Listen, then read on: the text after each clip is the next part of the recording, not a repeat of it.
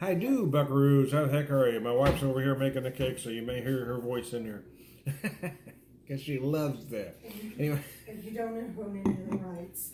I don't have the rights to that chick's mumbo jumbo. Anyways, hey,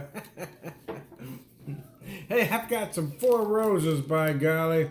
Distilled January 18th. Delicate fruit, spicy, creamy, aged 8 years. It's their OBSV build, 35% rye. This is 100 proof, I believe. Yeah, it's 100 proof single barrel. I know a lot of these private barrels come out as barrel strength or cask strength. And I remember talking to the guys out there, they actually thought that's what they were getting, but this is what they ended up getting.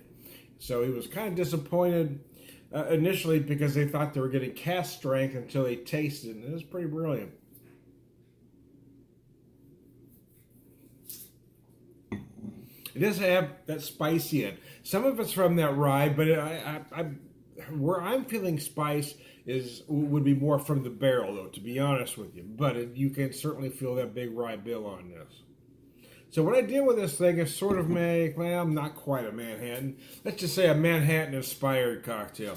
I've got about 3 ounces of this Four Roses. Just a splash. I'm getting to where I can't drink sweet vermouth. It's just too damn sweet. So replacing that, use a splash of dry vermouth instead of a maraschino cherry. I decided to use these Rainier cherries, stem on, because I don't have any artificial colors or anything with them.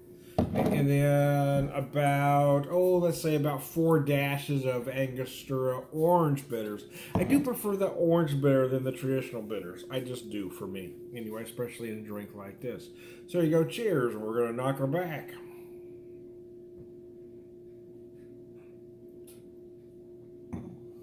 A drink like this should be served straight up. They don't always come in a martini glass. I decided to serve it that way. But yeah, there's nothing. Hey man, if you want to serve it on the rocks, drink it on the rocks. I mean, drink the damn thing any way you want to. Don't let the cocktail police discourage you. Tell them to take their ticket and shove it up their keister. Not the real police, man. The cocktail police. Anyways, those jackasses. There's always snobs, no matter whatever you're a fan of, whatever you're into. You always have that snobby, pretentious wing of whatever it is. And unfortunately, craft beer, whiskey, it isn't. I don't know if you can hear that. My wife has a toy in the kitchen. Sounds eerily familiar to the one in the bedroom. Anyway.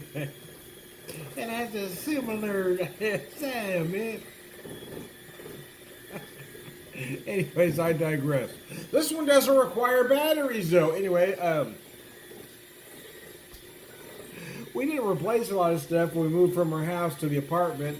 Because it was such a small apartment, we didn't really buy stuff. So we moved over to this new place. We decided to pick up some appliances and some small appliances as well. She hadn't had a good hand mixer in a while, so we got a new hand mixer.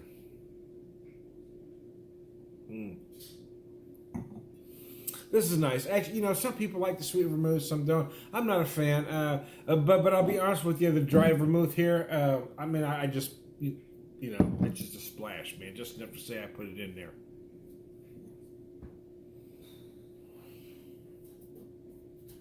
Just makes it nice. It's been a nice warm day out here. I cooked 2 meals out on the grill. Yeah, baby. Well, such as they were, I guess they weren't quite full meals. There was a couple different kinds of burgers.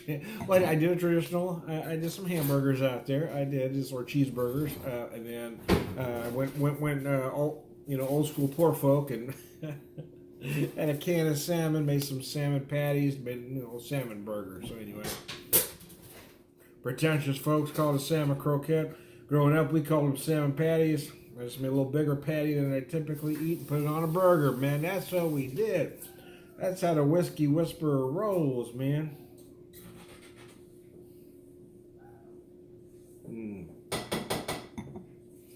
Cheese biscuits, that's good. Yeah, so I get the sweetness of the whiskey. That's it. See, traditionally, this Manhattan is done with rye, but I've always preferred bourbon, to be honest.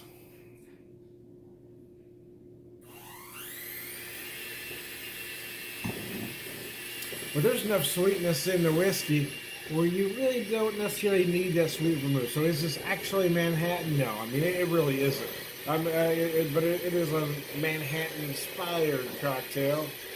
I don't know what you want to call it. I don't care. Call it a Queens. Brooklyn. Manhattan by way of Springfield, Missouri. I don't give a rat's ass. The point being, make drinks any way you want to, man. Cocktails are like food. You know, look at that recipe, but you don't have to make it exactly how that recipe says. And cocktails are no exception. You can look at that cocktail recipe. You don't have to make it exactly that way. The cocktail police aren't going to knock on your door. Make them the way you want them. Ooh, she's got that thing all sorts of ramped up in there. Start hearing her moan in a minute. We'll know something else is going on. You start hearing that, you know, Meg Ryan scene from When Harry Met Sally. We know something else is happening in there, by God. Anyways, I digress. I'm glad she can't hear a lot of what I'm saying right now.